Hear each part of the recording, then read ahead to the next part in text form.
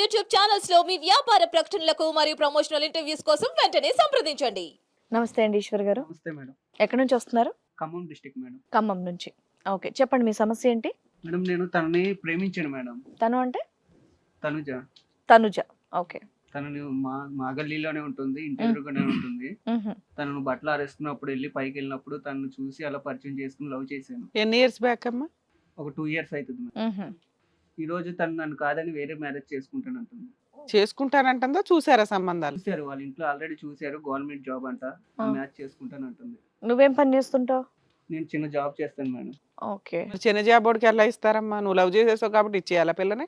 Love చేసినప్పుడు ఇద్దరు ఇష్టపడే కదా మేడం, కలిసి బతకాలని. నువ్వు లవ్ చేసావా? ఇద్దరు లవ్ చేసుకున్నారా? లవ్ చేసుకున్నాం మేడం. ఇప్పుడు ఆ అమ్మాయి కాదని చెప్పి ఇంట్లో వాళ్ళు చూసిన సంబంధం చేసుకుంటా అంటుందా? నాకు అమ్మాయి కావాలి. మీ ఏజ్ ఎంత? Sorry madam. 27. నీది నాన్న? 19 సార్. ఓకే. ఆ అమ్మాయిని అడిగితే ఏముంది, ఎందుకు నన్ను చేసుకోవట్లేదు, మనం లవ్ చేసుకున్నాం కదా అంటే ఏమంటుంది? గవర్నమెంట్ జాబ్ వచ్చింది, నేను అతనే చేసుకుంటాను, నేను చేసుకోను, నువ్వంటే ఇష్టం లేదు అంటుంది.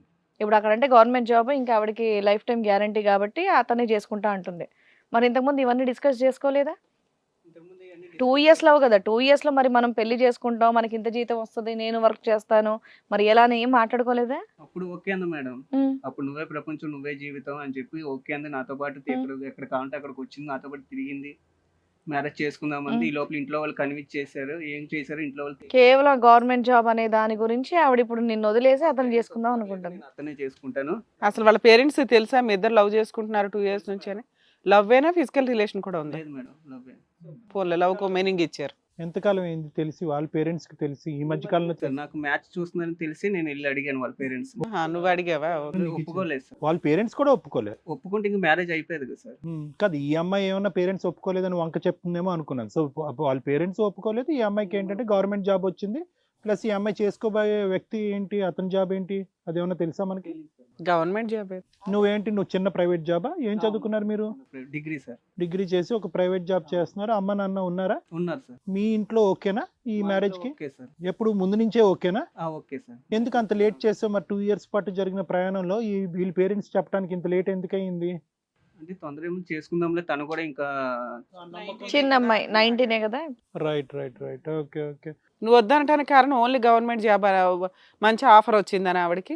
అదే చెప్తున్నారు మేడం, తను ఇంకా వేరే కారణం చెప్పండి. వాళ్ళ ఇంట్లో వాళ్ళు కూడా? మీ ఇద్దరి మధ్య ఇతరత్ర గొడవలు అవి ఏమీ లేవు? గొడవలు అంటే ఏమీ లేదు. 2 years ఆఫ్ లవ్ స్టోరీలో ఎటువంటి డిఫరెన్సెస్ లేవు. మొదటి నుంచి పెళ్లి చేసుకుందాం అని అనుకున్నారు, అదే స్టాండ్ మీద నిలబడ్డారు. సడన్ గా ఈ స్టాండ్ ఇప్పుడు యూటర్న్ తిరిగింది, అంతేనా? ఓకే, అమ్మాయిని అడగడం బెటర్ అయితే. సరే, ఓకే. ఇంకేం వర్షనే లేదు ఆయన దగ్గర చెప్పడానికి పాపం. తనుజతో మాట్లాడదాం. తనుజ, నమస్తే మ్యామ్. నమస్తే అమ్మా. ఈశ్వర్ చెప్తున్నాడు చక్కగా 2 years నుంచి లవ్ అంట, ఇంటి పక్కనే ఉంటారంట, చక్కగా సినిమాలో స్టోరీ లాగా మేడ మీద బట్టలు ఆరేస్తూ ఉంటే చూసి చక్కగా నేను లవ్ చేశాడు, ఇద్దరు ముచ్చట్లు పెట్టుకున్నారు. ఇప్పుడు సడన్ గా గవర్నమెంట్ జాబ్ సంబంధం వచ్చిందని చెప్పేసి ఆ అబ్బాయిని వదిలేయడం ఎంతవరకు కరెక్ట్ చెప్పు? మ్యామ్ ఏంటిదంటే నేను చెప్పిన మాట అతను వినట్లేదు మ్యామ్. వాళ్ళ ఫ్రెండ్స్ అనుకొని ఎంజాయ్. నేను అప్పుడే నీ మాట వినేయాలా? కాస్త ఫ్రెష్గా ఒక మంచి లవ్ ఫిజికల్ రిలేషన్ లేకుండా ఉంది అన్నది మేము ఈ మధ్య కాలంలో విన్నది మీదే. అలాంటి లవ్లో నీకు అర్జెంటుగా మాట వినేయడాలు, పెళ్ళైనాక ఎట్లాగో కంట్రోల్లో పెడతావుగా? లేదు మ్యామ్, తాగుతున్నాడు. ఏదో అబ్బాయి డ్రింక్ కూడా చేస్తాడా? మ్యామ్ తాగుతున్నాడు. కాదమ్మా, నీ ఏజ్ ఇప్పుడు 19, 17 yearsకి లవ్ ఎందుకు ఇంత మెచ్యూర్డ్గా? అంటే ఫస్ట్ చూసుకున్నాం మ్యామ్, జస్ట్ ఫ్రెండ్స్ గా ఉండే, చూసుకొని ఇంకా అట్లా మాట్లాడుకొని కాలేజ్ లో డ్రాప్ చేయడము, కొన్ని మాటలు అయ్యి ఇట్లా లవ్ చేయాలి. సరే, ఆ అబ్బాయిలో లోపాలు ఏంటో చెప్పమ్మా. ఏంటి డిఫరెన్సెస్ ఏంటి? ఫ్రెండ్స్ తో తిరుగుతాడు మ్యామ్, తాగుతాడు. అట్లా చెయ్యకు, నీ హెల్త్ ఇట్లా బాగుంటుంది. తిరగకుండా ఎలా ఉంటారు ఒక మేడం? నిమిషం చెప్పు. ఇలా చెప్పినా సరే వినడు. నా ఇష్టం, తిరుగుతాను, నువ్వు ఇప్పుడు చెప్పవని నీ మాట నేను వినాలా అంటాడు మ్యామ్ అతను. సో ఇప్పటి నుంచే నా మాట వింటలేడు అంటే రేపు పొద్దున్న అతనికి పెళ్లి చేసుకున్నాక అతను మంచి చూసుకుంటాడు అనుకో, నాకు ఏముంది. అంటే ఈ 2 years పాటు ఇదే వ్యవహారం అతను, అంటే నీ కంప్లైంట్స్ మెయిన్ గా ఏంటంటే అతను ఫ్రెండ్స్ తో తిరగటం, తాగటం అనేది నీకు నచ్చలేదు, అవి కరెక్ట్ చేయడానికి ట్రై చేసావు, అతను ఒప్పుకోలేదు, అంతేనా? ఇంకేమన్నా ఉందా? అంతే సార్. మరి అది నిజంగా అదైతే కనుక సంవత్సరం క్రితం వదిలేవలసింది కదమ్మా. ఇప్పుడు నీకు పెళ్లి కుదిరిన తర్వాత అతన్ని నడి బజార్లో మంచిగానే ఉండే సార్, ఇప్పుడు అలా అట్లా చేసి ఈ మధ్య అంటుందిగా ఇందా నుంచి. ఇప్పుడు సో మా మదర్ వాళ్ళు అడిగారు అతన్ని, మరి ఏం జాబ్ చేస్తున్నావు, నువ్వు ఎలా ఆమెను చూసుకుంటావు అనేసి అంటే అతను చెప్పాడు, నేను డిగ్రీ చదువుకున్నా, నేను ఏ జాబ్ చేసుకుని అయినా సరే ఆమెను చూసుకుంటా అనేసి అంటే, నీకు జాబ్ లేదు ఏం లేదు, మా అమ్మాయిని ఎలా ఇవ్వాలి అనేసి మా మమ్మీ వాళ్ళు అడిగారు అతని క్వశ్చన్. అతను ఏం చెప్పలేదు, నేను ఏదో ఒక జాబ్ చేసుకుని ఆమెను చూసుకుంటాను కదా అని ఆ ఒక్క మాట కూడా అతను చెప్పలేదు. తను జాబ్ చేస్తున్నా అని చెప్తున్నాడు, ఆల్రెడీ చిన్న జాబ్ చేస్తున్నా అని చెప్పాడు. అంటే మమ్మీ వాళ్ళు అడిగేటప్పుడు అతను ఏం చెప్పలేదు కదా మ్యామ్. అప్పుడైనా నువ్వు చెప్పాల్సింది తను జాబ్ చేస్తున్నాడమ్మా అని చెప్పి. ఈవిడికి ఆల్రెడీ అప్పటికి సంబంధం వచ్చింది కదా, ఆ మ్యాచ్ చేసుకుందామని ఈవిడ ఉద్దేశం. నువ్వు చెప్పొచ్చు కదా, లేదమ్మా ఏమి అక్కడికి వెళ్ళి చెప్పలేదంటే ఏంటి? తను జాబ్ చేస్తున్నాడని చెప్పొచ్చు. వాళ్ళ దగ్గరికి వెళ్ళే దగ్గరికి నీ దగ్గర జాబ్ లేదా? మమ్మీకి ఫాదర్ చెప్పాను మేడం, ఏమని? నేను చిన్న జాబ్ చేస్తున్నాను, 15K శాలరీ చాలా తక్కువ వస్తుంది, ఆ, ఆ శాలరీ మాకు సరిపోదు, నువ్వేం బతికిస్తావు, ఆ జాబ్ మాకు సరిపోదు, మాకు పెద్ద గవర్నమెంట్ జాబ్ ఉన్న అల్లుడు వచ్చాడు, అమ్మాయిని ఏసీ కార్లో తిప్పుతాడు, ఏసీ రూమ్ లో చూసుకుంటాడు బాగా అని వాళ్ళు అలా ఆలోచించారు. వాళ్ళ వరకు వాళ్ళు జాగ్రత్త పడాలి కదా. నువ్వు లవ్ చేసావని చెప్పి 15,000 సంపాదించాడు, ఈ రోజులో ఏమో పరికి బతకగలుగుతారయ్యా? నీ ఏజ్ కూడా ఆల్మోస్ట్ ఇగో చిన్నపిల్లప్పుడు లవ్ చేసావు, 19 ఏళ్ళు, నీకు 27 ఏళ్ళు. మరి వాళ్ళ వర్షన్ పేరెంట్స్ ఆలోచించడంలో తప్పే లేదు. వాళ్ళకి ఏసీ కనిపిస్తుంటే నువ్వు ఫ్యాన్ చూపెడుతున్నావు, వర్కౌట్ అవ్వదు కదా తమ్ముడు. చెప్పు. ఏసీది ఏమో సార్, సెకండ్ హ్యాండ్ లో కొన్నా ఏసీ వస్తుంది, అది పెద్ద ప్రాబ్లం కాదు. నెలకు బిల్లు కూడా బాగా వస్తుంది. అది కొంటే తెలిసిద్ది.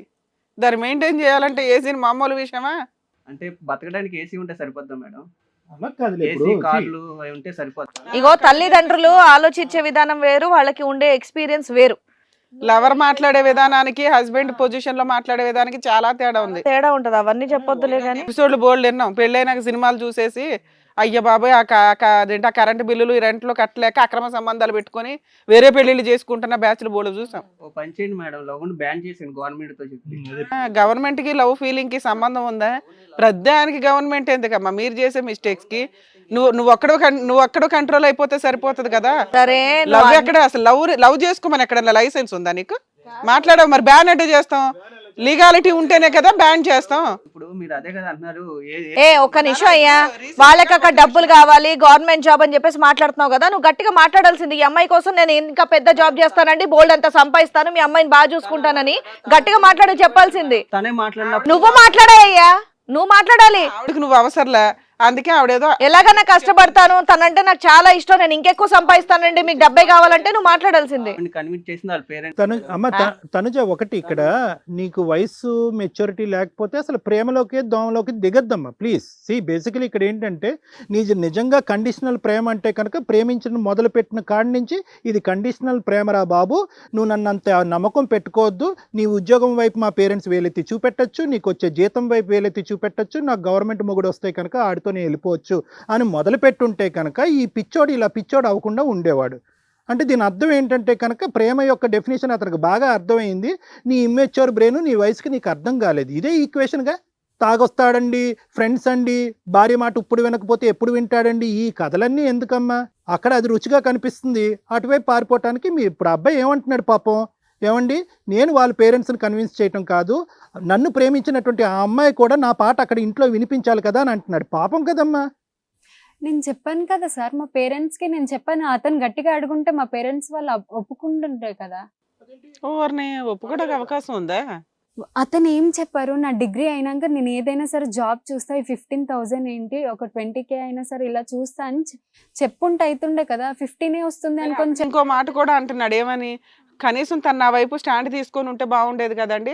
ఆ అమ్మాయి అసలు ఒక్క మాట కూడా మాట్లాడలేదు, అందువల్ల వాళ్ళేమో నన్ను ఇన్సల్ట్ చేసి పంపించేశారు. నేను ఇలా మ్యామ్ మాట్లాడతాం, మొత్తం నువ్వే కదా కథ నడుపుతున్నావు అంటారు మా పేరెంట్స్. నేను అతని సైడ్ అమ్మ అలాంటి దమ్ము ధైర్యం లేకపోతే దయచేసి ప్రేమలు అనకండి అమ్మా. నువ్వు మాట్లాడాలి, మీ ఇంట్లో మాట్లాడాలి. కొత్తగా వచ్చినటువంటి అమ్మాయి, అమ్మ నేను ఆ అబ్బాయినే ప్రేమిస్తున్నాను, ఈ రోజు కాకపోతే రేపు పెద్ద ఉద్యోగం సంపాదిస్తాడు, గాడిద గుడ్డు గవర్నమెంట్ జాబ్ ఏముంది, ప్రేమించిన మొగుడే కావాలి నాకు అని అనాలి.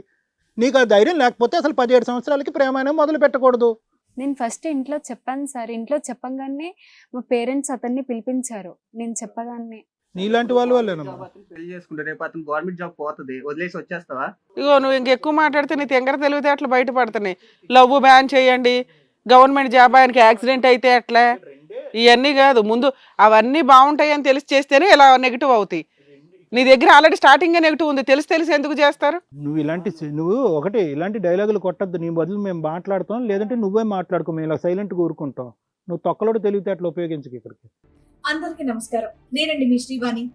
హిట్ టీవీలో ప్రసారం అవుతున్నటువంటి ఇది కథ కాదు జీవితం కార్యక్రమానికి మీరు చూపించేటటువంటి ఆధారాభిమానాలకి మేము ఎప్పుడు కృతజ్ఞులై ఉంటాం.